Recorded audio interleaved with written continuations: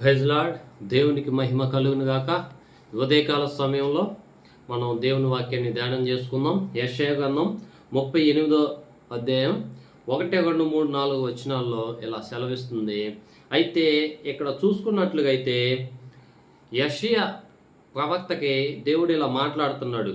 హిజ్కియాకి మరణకరమైన రోగము వస్తుంది, ఇక నువ్వు చనిపోతావు, నువ్వు బ్రతకవు అని దేవుడు ఆ యెషయాకి సెలవిచ్చినప్పుడు యెషయా వచ్చి హిజ్కియా రాజు దగ్గరికి, హిజ్కియా ఇశ్రాయేలు ప్రజల మీద రాజుగా ఉన్న సమయాల్లో భయంకరమైన రోగం, ఇక చనిపోయే పరిస్థితి, ఇక వచ్చి అంటున్నాడు దేవుడు, యెషయా అంటున్నాడు, ఇక నీకు సమయం అయిపోయింది, ఇక నువ్వు నీ ఇల్లు చక్కబెట్టుకో, నీకున్నదంతా సెటిల్మెంట్ చేసేసుకో, ఇక నీ పిల్లలకి ఇవ్వాల్సింది ఇచ్చేసేయి, ఇక నీ ఇంటి బాధ్యతలు మొత్తం ఎవరికి అప్పగించాలో వాళ్ళకి అప్పగించేసేయి, ఇక నువ్వు చనిపోతావు అన్న సమయంలో ఇక హిజ్కియా ప్రార్థన చేయటం మొదలు పెడతాడు.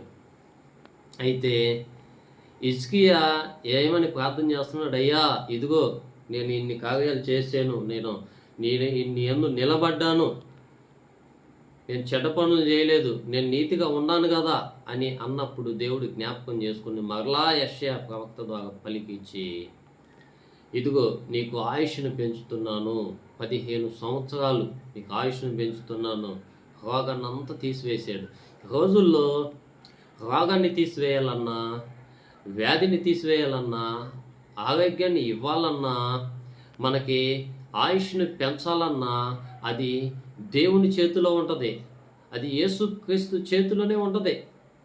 అయితే మరణం అయిపోయే సమయాల్లో కూడా మనల్ని బ్రతికించేది యేసయ్యే. హల్లెలూయా. ఈరోజు నువ్వు మరణంతో బాధపడుతున్నావా? నువ్వు మరణంలో కొట్టుబిట్లాడుతున్నావా? ఇక నువ్వు కోమాలోకి వెళ్ళిపోయావా? ఇక నిన్ను కాపాడే దిక్కు ఎవరు లేరు అని అనుకుంటున్నావా? అయితే యేసుక్రీస్తు నీ కోసం ప్రాణం పెట్టి చనిపోయాడు. నీకు ఆయుష్ను పెంచాలన్నా, ఆరోగ్యాన్ని ఇవ్వాలన్నా కేవలం యేసుక్రీస్తులోనే ఉంది. కాబట్టి అయితే ఇక్కడ ఈ వాక్యంలో చూసుకున్నట్లయితే మనం ప్రార్థన చేయాలి. మనం చేసే నీతిని బట్టి, మనం చేసే ఉండే యథార్థతను బట్టి దేవుడు మనల్ని చూసి మనకు ఆరోగ్యాన్ని ఇస్తాడు. మనం చెడ్డ పనులు చేయకుండా దేవుని యందు నీతిగా, న్యాయంగా మొదట మనం ఉన్నట్లుగా అయితే మన యథార్థత చూసి దేవుడు మనకి స్వస్థత ఇచ్చే దేవుడు. కాబట్టి అందుకే యేసు ప్రభు అంటారు కదా, యేసయ్య నామంలోనే విడుదల ఉంది, యేసు నామంలోనే స్వస్థత ఉంది.